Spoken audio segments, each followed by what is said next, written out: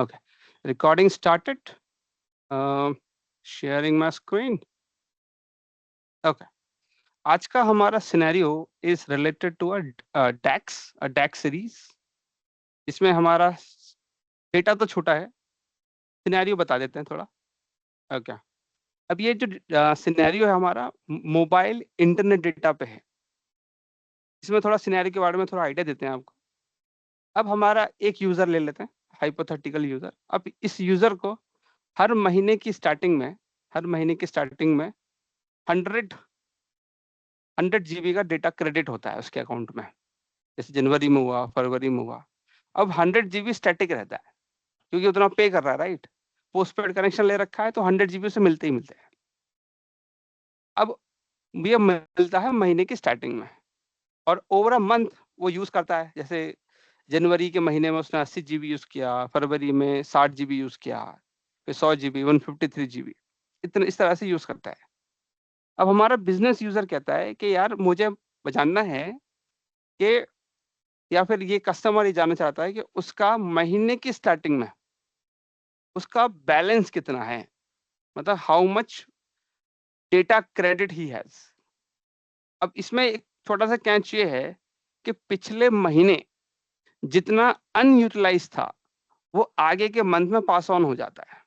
जैसे इस वाले मंथ में देखो, 100 GB क्रेडिट हुआ था, 80 GB इसने यूटिलाइज किया, रिमेनिंग बच गया 20 GB, राइट। अब ये जो 20 GB है ये यहाँ पे ऐड हो जाएगा, तो इसका जो नया बैलेंस होगा वो बनेगा 120 GB। जनवरी में इसका बैलेंस कितना था, 100 GB का था। फरवरी में इसका जो बैलेंस था वो था 120। 120 क्यों? फरवरी के महीने में 100 GB इसको क्रेडिट हुए हैं, और पिछले महीने के जो 20 GB जो बच गया था, जो यूटिलाइज नहीं कर पाया, वो आगे के महीने में क्रेडिट हो गया, तो बच गया, बना कितना, 120 GB। ये इसका बैलेंस है। ओके, अब आते हैं यहाँ पे मार्च में। अब मार्च में, सॉरी मेरी गलती, यहाँ पे आता है, फरवरी में 120 बन गया, मार्च में 100 GB इसको क्रेडिट हुआ, ठीक है। पिछले महीने इसको कंज्यूम कितना करना था, इसको 120, सॉरी इसको 120, इसको अब म्यूट पे चली जाइए प्लीज, आवाज आ रही पीछे से। ओके, फरवरी में इसके पास 120 GB का बैलेंस था, उसमें से 60 GB यूज किया इसने, राइट। तो बचा कितना, 60 GB बच गया। उसके ऊपर मार्च में 100 GB और मिल गया, तो बन गया 160 GB। बहुत बढ़िया, नाइस। अब आते हैं यहाँ पे। अब अप्रैल में क्या होगा, पिछले महीने का जो बैलेंस बचेगा, जो कि बचेगा 60 अगेन, क्योंकि पिछले पिछले महीने 60 GB रह गया था, क्योंकि 100 में से 160 में से 100 GB उसने यूटिलाइज कर लिया, कंज्यूम कर लिया। 60 GB आगे कैरी फॉरवर्ड हो जाएगा, और फिर से उसका 160 आ जाएगा यहाँ पे भी। ओके, अब 160 में से 153 GB उसने फिर कंज्यूम कर लिया, मतलब 7 GB का बैलेंस आगे कैरी फॉरवर्ड हो जाएगा, और करंट मंथ में फिर उसको मिल गया 107 GB। अब 107 GB में से 64 GB का उसने यूटिलाइज कर लिया, तो उसका बच गया 43। तो आंसर आएगा 143 in the month of June, the balance. इस तरीके से हमें निकालना है। ये हमारा ओपनिंग बैलेंस कह सकते हैं आप। बताइए, कोई क्वेश्चन हो इस पे तो आप पूछ सकते हैं।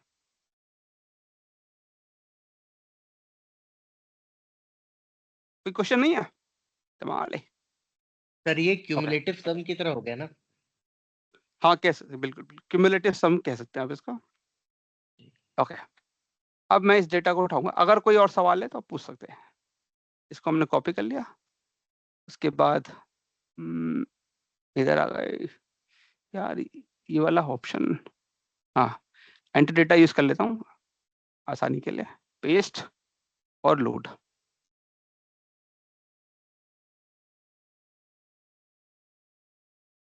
ओके, अब ये ओपनिंग बैलेंस निकालने के लिए मैं एक टैबुलर विजुअल ले लेता हूँ। उसके बाद मैं यहाँ चला गया, मैंने डेट डाल दिया इसके अंदर, फिर क्रेडिट और यूज्ड ये डाल दिया। इधर आ गए, इधर आ गए। इसको थोड़ा बड़ा कर लेते, नहीं तो अच्छा नहीं लगेगा। इसको और बड़ा कर लेते हैं। नाइस। ओके, इसके बाद अब मैं कुछ मेजर्स बना लेता हूँ। ओके, सबसे पहले हम बनाते हैं क्रेडिट कितना हुआ इसको, तो उसमें सिंपल सा सम ले लेंगे और क्रेडिट वाला कॉलम डाल देंगे। डाल दिया। ओके, फिर एक मेजर और बना लेंगे, इसमें कितना यूटिलाइज किया यूसेज, यूसेज ले लेंगे और यहाँ पे जाके सम ले लेंगे।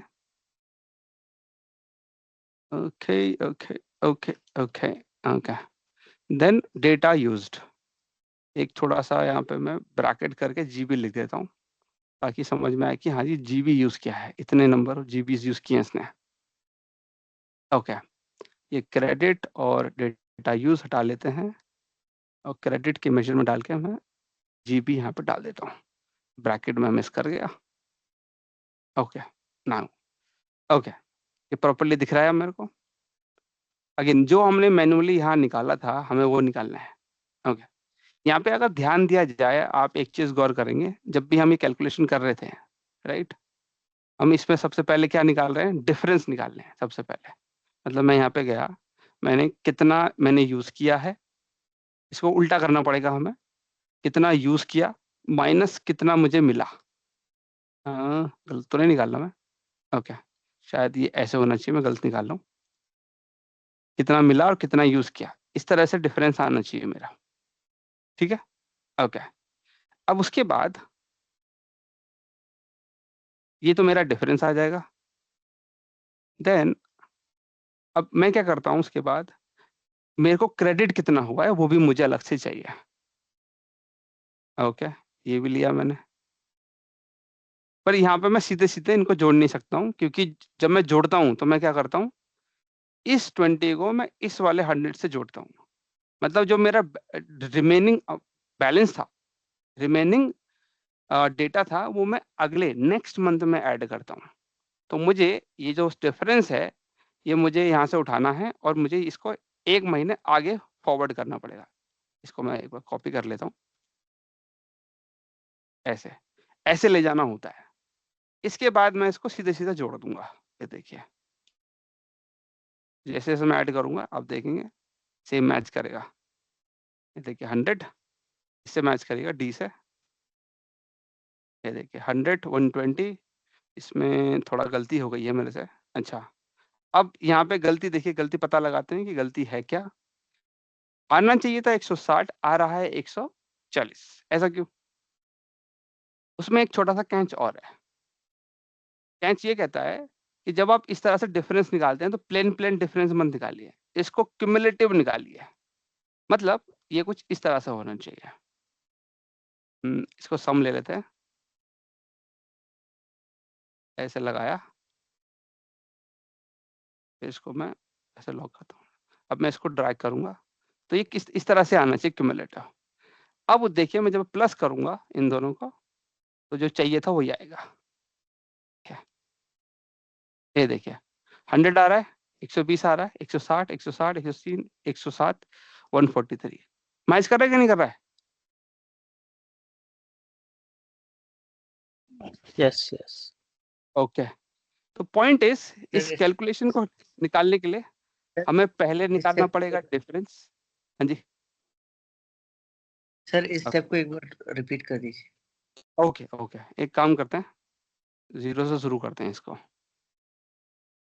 देखिए हमने क्या किया, प्रॉब्लम को एक साथ सॉल्व नहीं कर रहे, हम उसे ब्रेक कर रहे हैं। अगर हमें मैन्युअली करना पड़ेगा तो तरीका क्या है, पहले वो देखेंगे। ओके, सबसे पहले अगर ये जो मैं निकाल रहा था, मैंने आपको जो करके दिखाया था मैन्युअली, इसको हम ब्रेक कर रहे हैं। सबसे पहले हम निकालेंगे डिफरेंस। हम गए, हमने कितना हमें क्रेडिट हुआ है और कितना हमें यूज किया है, इसका हमने ऐसे निकाल दिया। ठीक है, ये करने के बाद अब थोड़ा सा अगर ध्यान दें, इन दोनों का जो डिफरेंस था मैंने इसमें ऐड नहीं किया है, मैंने उसके एक अगले महीने ऐड किया था, एक स्टेप नीचे अगले महीने ऐड किया है। तो मुझे इसको अगले महीने में कैरी फॉरवर्ड करना पड़ेगा, मतलब मूव करना पड़ेगा, मूव टू नेक्स्ट मंथ। तो यही कैलकुलेशन को इस तरह से मूव करेंगे पहले। ये मैं पूरा डेस्क में करके दिखाऊंगा, पहले यहाँ समझा देता हूँ बस।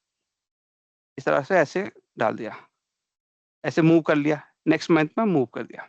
ओके, देन ये करने के बाद अगर मैं इस वैल्यू को और इस क्रेडिट को अगर जोड़ दूं तो मेरा आंसर नहीं आता है।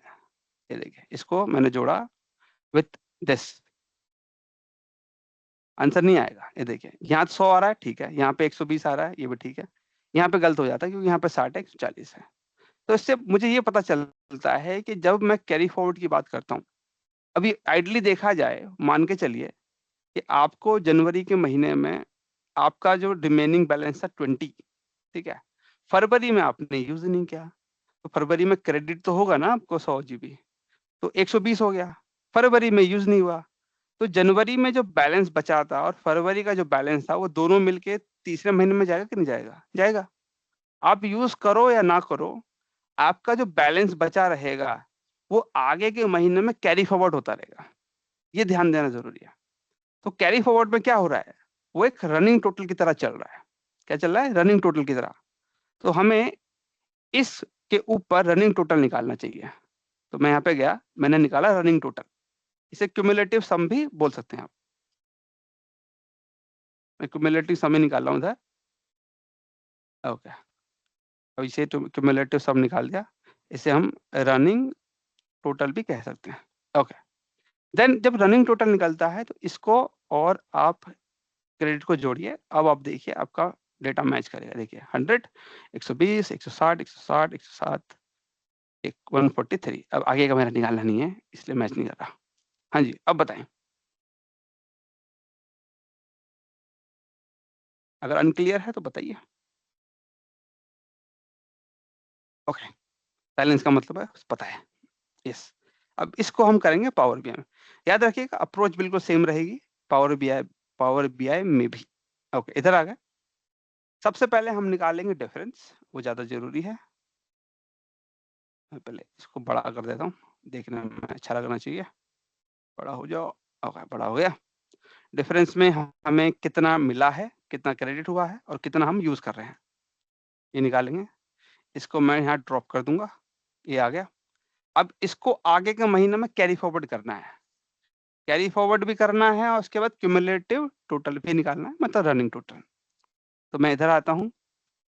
ओके, इसके लिए मैं ऐसे करूंगा, कैरी फॉरवर्ड ऐसे बना लेते हैं।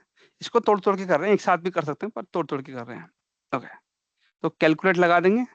उसके बाद जो मेजर बनाया था हमने डिफरेंस नाम का, वो डाल देंगे, फिर लगा देंगे फिल्टर।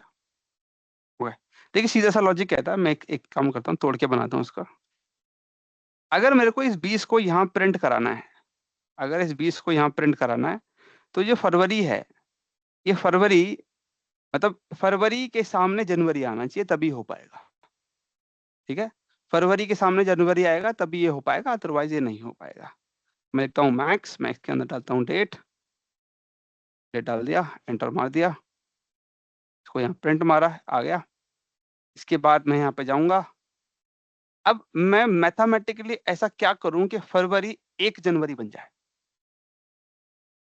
तो उसके लिए आप ई डेट लगाइए और -1 कर दीजिए। ये देखिए 1 फरवरी बन सर रही है। प्रीवियस मंथ हाँ, से नहीं होगा या प्रीवियस नेक्स्ट मंथ से? नहीं उससे नहीं होगा, उसका एक लॉजिक है, आप नहीं यूज कर सकते इस सिनेरियो में, नहीं यूज कर सकते। करके दिखाऊं तो मतलब पैटर्न नहीं है इसके लिए। प्रीवियस डे लगाया मैंने और मैंने डेट के लिए लिया टेबल से डेट। देखिए, समझ गए? उसका एक वे है, वजह है उसकी, इसलिए नहीं चल रहा। ओके, तो अगेन वापस आते हैं इस पे, यहाँ पे गए, हमने लगाया मैक्स, फिर हमने लगा ई डेट, फिर हमने लगा -1। ओके, देखिए अगर रीडेबिलिटी नहीं आ रही है तो मैं इसका थोड़ा फॉर्मेट में चेंजेस कर देता हूँ। हाँ, आई थिंक बेटर रहेगा। ये देखिए 1 फरवरी के सामने 1 जनवरी आ रहा है, सॉरी नीचे। करेक्ट, मतलब हर महीने के सामने उसका पिछले महीना आना चाहिए। उसके बाद अब हम यहाँ पे आते हैं, लगाते हैं कैलकुलेट। इसके बाद मैं लगा दूंगा डिफ, फिर लगा दूंगा फिल्टर, फिर लगा दूंगा ऑल।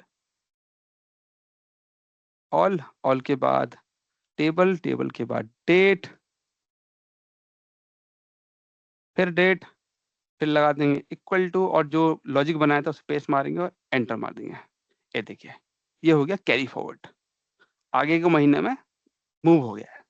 यहाँ तक ठीक है? ओके। अब इसके बाद हमें इस कैरी फॉरवर्ड का रनिंग टोटल निकालना है। तो इसमें मैं कहूँगा रनिंग टोटल कैरी फॉरवर्ड, नाम तो कुछ भी दे सकते हैं अपने हाथ में। तो लगाइए कैलकुलेट, फिर उसके बाद लगाइए कैरी फॉरवर्ड, फिर लगाइए फिल्टर, फिर लगाइए ऑल, फिर डेट लीजिए, फिर लगाइए डेट, उसके बाद लेस देन, इक्वल टू, फिर लगाइए मैक्स, और मैक्स के बाद लगा दीजिए आप अपना डेट और एंटर, और इसको ऐसे डाल दीजिए। ये देखिए आ गया, आया। हाँ तो आया, क्या गड़बड़, ये जीरो क्यों आ रहा है? अच्छा, इस डिफरेंस की वजह से आ रहा होगा।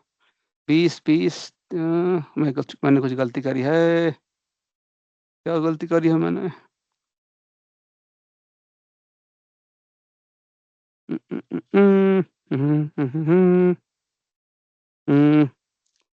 तो इधर आएंगे,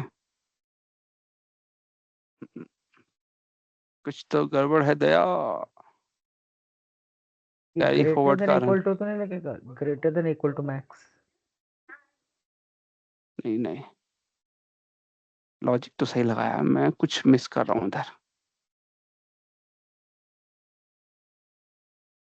वैसे इसको यहाँ नहीं लगाना चाहिए था मुझे, ये सेम लॉजिक कैरी फॉरवर्ड में भी किया जा सकता है, मुझे ये लगाना चाहिए था, इसकी वजह से गड़बड़ हो रही है। रुकिए, ये यहाँ लगाना मेरे को, तो ये आ जाएगा। कहाँ गया वो मेजर, ये रहा। ये मैक्स नहीं लगाना था इधर,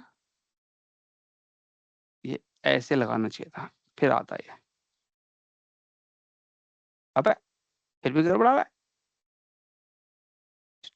क्या गलती कर रहा है भाई? मैक्स लगा के -1 करिए ना।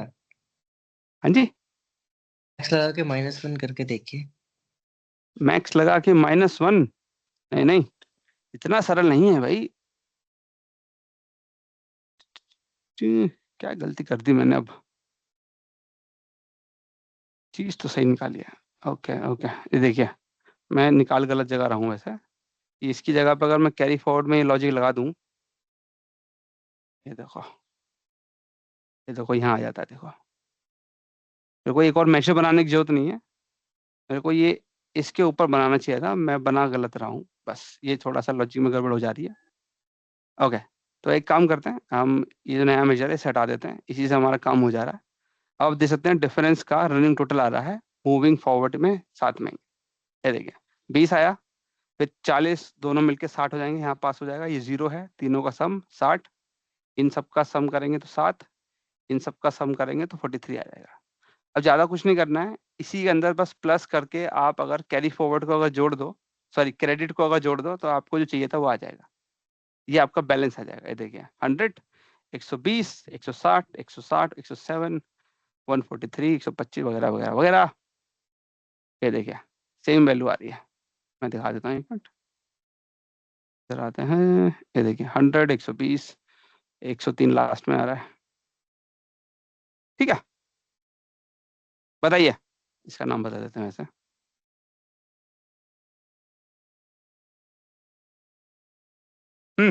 बताएं, समझ में आया? कंफ्यूजन दोबारा बताएं।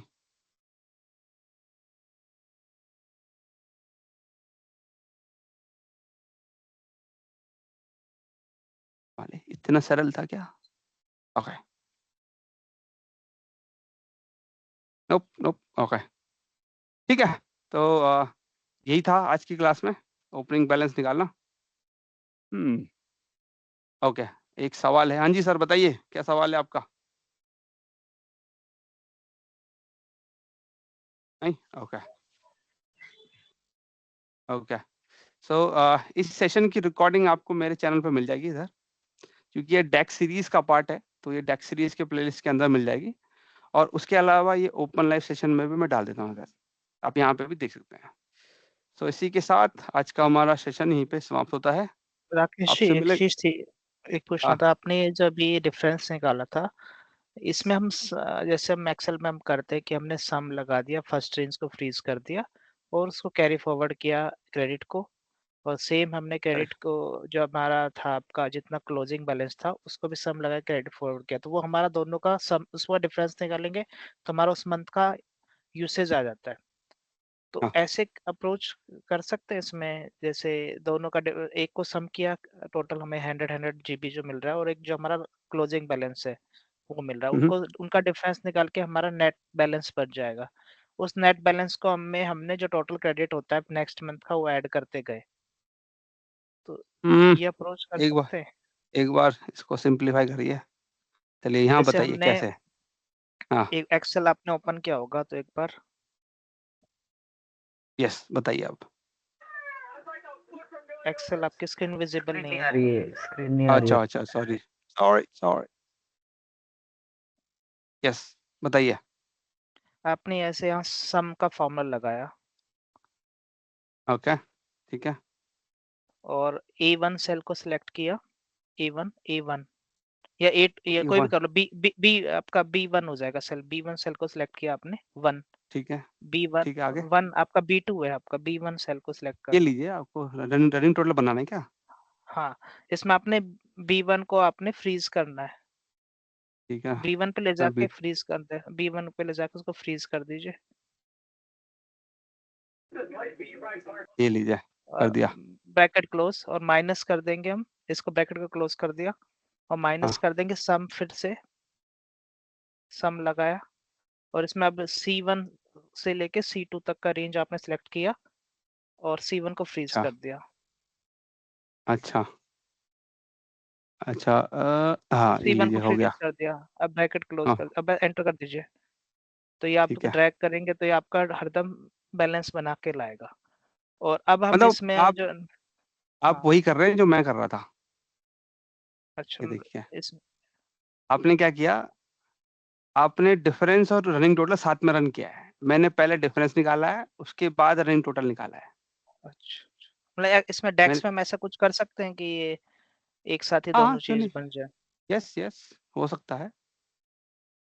ये देखिए बस ज़्यादा कुछ नहीं करना था। ओपनिंग बैलेंस की कैलकुलेशन में अगर आप जाते हैं तो यहाँ पे डिफरेंस लिया है मैंने, हम्म, उसकी जगह पे यही डिफरेंस का मेजर ना बना के क्रेडिट माइनस यूसेज डाल देता अगर मैं, तो आंसर यही आता आपका। ये देखिए वही आंसर है फिर भी। ओके। ठीक है आपका तो मतलब इसमें काम वही फ्रीज हो रहा है। फ्रीज जैसे एक्सेल में फ्रीज करना पड़ रहा है, इसमें ऐसा कुछ फ्रीज का चक्कर नहीं होता, इसमें ऑटोमेटिकली। इसमें इसमें होता नहीं है फ्रीज जैसा। अगर आपको करना है, देखिए एक्सेल में सेल होते हैं, यहाँ पे सेल नहीं होते। एक्सेल में सेल है, सेल का रेफरेंस है, सेल का एड्रेस होता है। यहाँ पे सेल ही नहीं है तो एड्रेस होगा नहीं। यहाँ पे कॉलम होता है, कॉलम का एड्रेस होता है। यहाँ पे रॉ भी नहीं होती, यहाँ पे सेल भी नहीं होता है। इसलिए आप एक्सेल की अप्रोच से यहाँ सॉल्व नहीं कर सकते हैं। यहाँ पे जो डेटा स्टोर है वो कॉलम में स्टोर है। ये देखो ये कॉलम में स्टोर होता है, कॉलम का नाम होता है, कॉलम का एड्रेस होता है। इस सेल का कोई एड्रेस नहीं है, इस रिकॉर्ड का कोई एड्रेस नहीं है। इसलिए रॉ लेवल पे यहाँ पे आप रॉ लेवल पे कैलकुलेशन नहीं बना सकते, आप सेल लेवल पे कैलकुलेशन नहीं बना सकते। आपको बनानी पड़ेगी तो कॉलम लेवल पे बनानी पड़ेगी और अचीव करना पड़ेगा। ठीक समझ गए? ठीक ठीक। ओके और कोई सवाल? नहीं ओके नाइस। सो इसी के साथ आज के सेशन का अंत होता है। आपसे मिलेंगे अगले हफ्ते 12:30 बजे संडे को। Till then bye bye. Thank you. And obviously, Bryson, I think it's fair to say, is a better